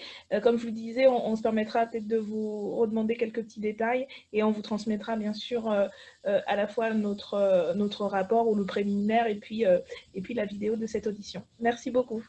Avec plaisir. Bonne fin de journée et bon courage dans ces temps difficiles. Monsieur Sampognaro, si vous pouviez... Oui, mais je vais plutôt répéter pour ce que vient de dire mon collègue de Toulouse. C'est sur la question de l'hôpital, non, pour l'instant, non, on n'a pas chiffré quels sont les besoins budgétaires pour l'hôpital, mais clairement, et pour aller même dans le même sens que mon collègue, c'est pour gérer les risques collectifs, comme il vient de le dire. Il y a déjà des mécanismes d'assurance, on va dire purement financiers, mais il y a aussi, et quelque part, l'auto-assurance et la réduction des risques. Donc, ça me semble très important que pour le futur, il y ait de l'investissement dans la recherche fondamentale, essayer de comprendre non seulement les traitements et les vaccins qui peuvent nous empêcher le virus, mais aussi comprendre l'origine du virus. je lis des choses sur le rôle de la déforestation dans l'origine du virus, les contacts entre les animaux et les êtres humains. Donc, tout ça, c'est des choses qu'il faut recommencer à investir, déjà pour diminuer le risque qu'on fera face collectivement. Donc, ça implique, cette recherche fondamentale sur les origines de la crise et sur les solutions possibles, et aussi au milieu, des fonds pour augmenter les moyens de l'hôpital semble aussi une autre façon de mieux gérer les risques collectifs, sanitaires et économiques aussi. Donc, ça semble très important, mais aussi de se rappeler du caractère aussi préventif des risques. C'est une autre façon d'atténuer les chocs. Et puis sur la dette, clairement, ce qui vient d'être dit, c'est là, on ne peut pas dire que le surplus de dette publique soit par un mauvais comportement de quelqu'un qui vit au-dessus de ses moyens. C'est clairement un choc totalement exogène, imprévisible, donc il me semble naturel, et en tout cas, il me semble une bonne option de créer un mécanisme de dette perpétuelle, par exemple, qui soit domicilié à la Banque centrale. Moi, contrairement à mon prédécesseur, je dirais que comme l'État est censé être immortel, on va dire, normalement, les dettes publiques ne sont jamais vraiment payées. Elles sont dans un processus permanent de refinancement, mais qu'il y a un risque, pour le coup, d'arrêt du refinancement, et que ce risque-là, sur les 20 points de dette, ou plus, ou moins, on va dire 20 points de PIB de dette, qu'il y a un risque de refinancement, c'est complètement illogique, et qu'un mécanisme de dette perpétuelle peut très bien éviter d'encourir ce risque qui est inutile et, on va dire, non pertinent. Voilà. Merci. J'avais une question, peut-être que vous nous confirmerez plus tard, à Madame Godillère, sur les tests, parce que ça c'était une question, sur les prix des tests que vous pratiquez. Est-ce que vous avez là, ou peut-être pour plus tard, des indicatifs? Et Monsieur Godillère, est-ce que vous pourriez revenir sur les estimations? Vous parliez de 2 millions de personnes qui auraient été contaminées, ou qui ont été contaminées, exposées au virus. À partir de quelles données vous avez fait ces estimations? Et ensuite, vous avez parlé de 5 millions de tests par jour qu'il faudrait pour répondre en fait à la situation. Est-ce que vous pourriez y revenir, ou alors peut-être plus en détail par écrit, nous expliciter cela, parce que j'ai eu un peu de mal à retenir les principaux éléments. Okay. La PCR, donc en fait, juste pour faire une différence, puisque j'ai la parole, juste bien distinguer la PCR de la sérologie. La PCR, c'est un prélèvement nasal la plupart du temps, qui va directement chercher le virus et qui peut dire cette personne-là a ou pas le virus. Le problème, c'est que on cherche à un endroit. Si le virus il était quelques centimètres à côté, on ne l'a pas. Ça explique une partie des faux négatifs, des faux négatifs. Ça explique en bonne partie les faux négatifs, qui sont quand même assez élevés, puisqu'on est à 30 à 40% de faux négatifs. D'où l'intérêt de croiser avec d'autres tests, notamment le scanner et bien sûr la clinique. Et la sérologie, c'est intéressant, mais c'est probablement intéressant en termes de stratégie pour orienter d'autres choses. Où est-ce qu'on va le mettre plus de moyens? Puisque la sérologie, elle vous dit cette personne-là est malade ou a été malade, mais la sérologie, elle est positive. En général, pour les maladies, entre J7 et J20 du début des symptômes. Ce qui veut dire que pendant tous les jours précédents, vous avez pu contaminer un certain nombre de personnes. Donc, ce n'est pas intéressant pour rechercher les cas positifs. Alors, moi, je vais parler du test qu'on fait en ce moment, c'est-à-dire la PCR. La PCR, ça coûte autour de 60 €. Et si on prend la sécurité sociale, elle prend sauf si vous avez les CMU ou l'AME, elle prend 2/3 de ça. Donc, le reste à charge, la part mutuelle, c'est autour de entre 20 et 26 €, je crois, quelque chose comme ça. C'est un certain coût, mais ça reste bien inférieur à un prix d'un lit de réanimation par jour et par 9 jours, puisque c'est le temps que restent les gens en réanimation, par exemple, pour ce virus. Et la sérologie, je ne sais pas combien ça coûte, mais je pense que c'est 120 €, quelque chose comme ça. Est-ce que vous savez, du coup juste, Madame Godillard, sur ces tests PCR, en fait, c'est des tests du coup qui sont, les kits sont ceux du laboratoire privé avec lesquels vous êtes en partenariat, et ils sont sur des machines, des protocoles ouverts ou fermés du coup. Alors, je vais commencer à répondre et puis je pense que je vais donner la parole à Alex Godillard qui s'est beaucoup penché sur cette question, à notre demande. Au départ, le problème que l'on avait avec les tests, c'était qu'effectivement, ce sont des kits et qu'il n'y avait pas assez de kits. Et puis, petit à petit, cette épidémie, elle nous pousse, si on ne le faisait pas déjà avant, on le faisait déjà un petit peu avant en réalité, à inventer des choses et puis à se débrouiller avec ce que l'on a. Ce qui veut dire que comme il n'y a pas suffisamment de kits, eh ben on regarde ce qu'il y a dans les kits et puis on les fait. En fait, pas nous, hein, mais c'est ce qu'a fait l'IHU à Marseille et c'est ce qu'a fait l'hôpital Nord. L'hôpital Nord fait la même chose. Et le laboratoire privé avec lequel on travaille, hein, parce que je n'ai peut-être pas été assez claire, hein, mais en tout cas, le gros modèle de test, c'est… tu peux faire entrer, s'il te plaît.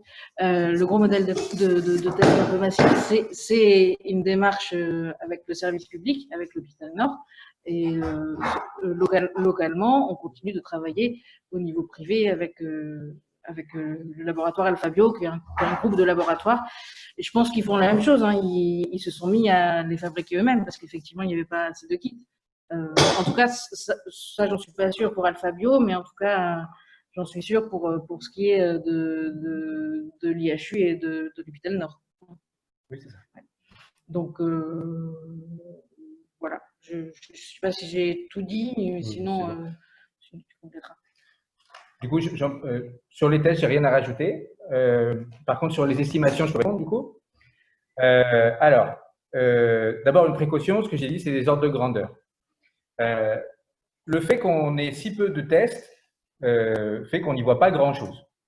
C'est extrêmement difficile d'avoir des données précises. Les seules données qui sont à peu près fiables, c'est les données des morts comptées. C'est morbide, mais c'est à peu près la seule donnée qui permet d'avoir quelque chose, d'avoir une donnée propre. C'est pas très difficile à partir de la létalité du virus, c'est-à-dire du nombre de personnes qui sont tuées par le virus quand ils sont contaminés, qui est à peu près 1%, de remonter au nombre de personnes qui ont eu le virus. Donc, pour dire qu'il y a 2 millions de personnes qui ont été en contact avec le virus, ça sous-entend que ce vers quoi on est en train d'aller, c'est vers l'ordre de 20 000 morts en France. Pour arriver à ça, ce qu'il faut faire, c'est un contrôle sur l'évolution du nombre de personnes qui sont contaminées par une personne en fonction du temps. C'est le fameux R0 dont on parlait au début. C'est quelque chose qui varie en fonction du temps, en fonction des mesures qui sont prises. Et c'est quelque chose que, en fonction des différentes études qui sont faites, on peut réussir à estimer en utilisant d'une part le temps de transmission d'une personne à l'autre sur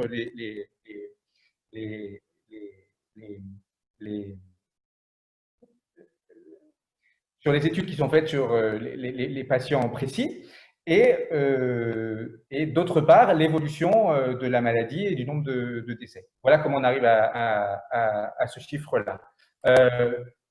5 millions de tests. Ah oui, quand tu as 1% de morts, de personnes qui sont tuées par le virus, ça, c'est pareil, ça vient du croisement de nombreuses études sur la question. La plus marquante, c'est dont beaucoup de gens ont parlé, c'est celle du Diamond Princess. Il y a eu une expérience en milieu confiné sur un grand échantillon où on a pu voir combien de personnes mouraient sur le nombre de personnes qui étaient touchées. Et c'est corroboré par les estimés qu'on peut faire avec les pays comme la Corée, par exemple, où on peut estimer que l'essentiel des personnes ont été dépistées à cause des méthodes qui ont été employées. Donc, ce chiffre de 1% de la létalité, il y a beaucoup d'études qui poussent vers ça. Et pour dire qu'on est en train d'aller vers 20 000 morts en France, c'est beaucoup plus compliqué, mais c'est certainement l'ordre de grandeur. Encore une fois, c'est un ordre de grandeur. On sait déjà qu'il y a plus de 10 000 morts, ça c'est sûr. Mais peut-être qu'il y a encore plus de gens. On ne sait pas les gens qui meurent chez eux en ce moment. Ceux-là, ils ne sont pas comptés. Et c'est très probable que quand les gens sortiront de chez eux, on découvrira des choses affreuses. Mais ça reste un ordre de grandeur correct.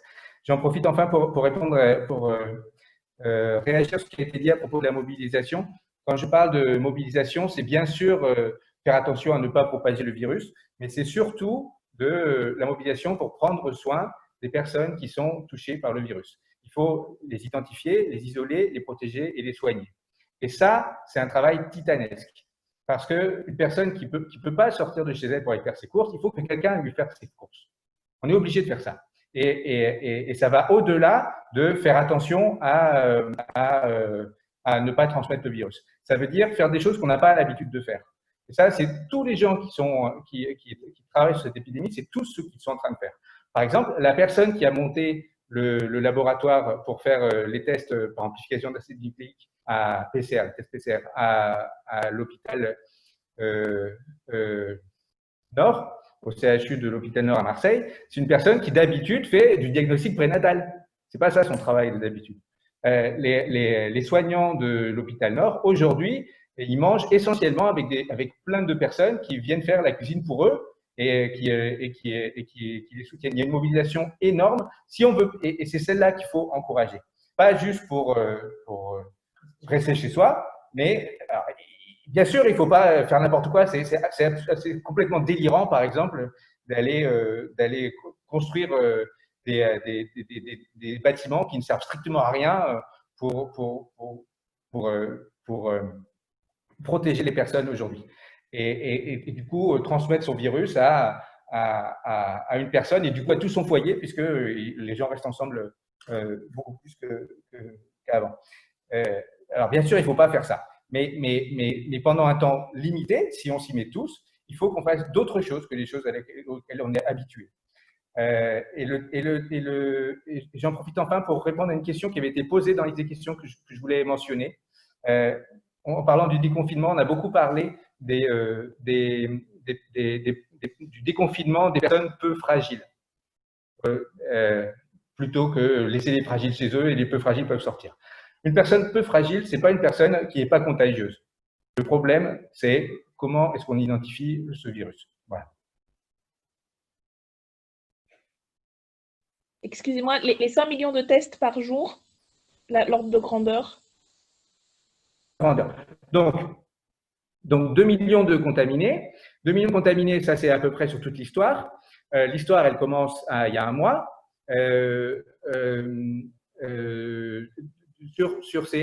Dans ce dernier mois, il y a 1 million de personnes qui sont déjà guéries ou mortes de ce virus, en fonction c'est à peu près le moment où on est arrivé à 10 000 morts, donc il y a à peu près 1 million de personnes. qui sont aujourd'hui porteuses du virus et qui ne sont pas immunisées, qui sont ni guéries ni mortes. Déjà, pour identifier 1 million de personnes, il faut faire au moins 1 million de tests. Sauf que, évidemment, ces personnes-là, ça suffit pas de les tester elles. Il va y avoir aussi des tests de personnes qui vont pas être malades. Il faut tester leurs contacts. Et c'est pour ça que 5 millions de tests pour identifier 1 million de personnes, c'est une estimée basse. Cela dit, on peut espérer que si on continue comme ça, le nombre de personnes qui sont dans ces 1 million de personnes qui vont être guéries ou qui vont mourir de la maladie va croître. Et donc, on aura moins de personnes à identifier. Et avec moins de personnes à identifier que 1 million, 5 millions de tests vont suffire. Voilà. C'est à peu près ça. Mais évidemment, c'est quelque chose de dynamique. Ça, c'est l'image d'aujourd'hui. Oui. Si on continue comme on fait en ce moment, la maladie va continuer comme elle continue en ce moment. On va rester pendant des mois et des mois et des mois et des mois. C'est beaucoup plus que 5 millions de tests dont on aura besoin pour arrêter l'épidémie. Et ne pas arrêter l'épidémie, ça veut dire des centaines de milliers de morts. Voilà. Donc, c'est ça. Aujourd'hui, c'est ça qu'il faut. Demain, et pour ça, il faut qu'on s'y mette tous. Ok, très bien. Merci beaucoup. Je pense qu'on a tout couvert. Vous aviez des interventions liminaires très complètes les unes et les autres. Donc, comme je le disais, on vous transmettra la vidéo de l'audition ainsi que le rapport préliminaire qu'on espère pouvoir finaliser d'ici le début de semaine prochaine, le milieu de semaine prochaine, on va dire. Et donc rendre public d'ici 10 jours, une semaine 10 jours. J'ai un peu du mal là avec les projections. Mais voilà, donc on vous transmettra tout ça. Si on a des demandes de détails, on vous recontactera par email. Je ne sais pas si vous aviez un dernier mot, Monsieur Sampo. Remercier pour l'invitation et dès que l'OFCE publiera des nouveaux rapports, on vous les enverra par mail. Très bien, merci. Et donc merci à vous et merci pour le travail que vous faites, qui est que ce soit sur la recherche économique et surtout le soin et le soutien aux soignants et aux malades est formidable et nécessaire et utile, et on espère un exemple ou des exemples pour la suite. Donc, merci à vous pour tout cela et d'avoir accepté de contribuer à notre travail parlementaire qui a pour but véritablement d'aider à ce qu'on sorte tous et toutes au mieux de cette situation, et on apprenne surtout à mieux prévenir, mieux guérir et mieux vivre en société demain dans les conditions de risque environnemental, de risque sanitaire qui ne devraient pas s'arrêter. Mais en tous les cas, voilà, merci à toute l'équipe. Et puis, on vous recontactera parce que je pense que dans les prochains jours, semaines et mois, on aura de nouveau ce travail à faire dans le cadre du groupe ou de l'Assemblée nationale d'ailleurs.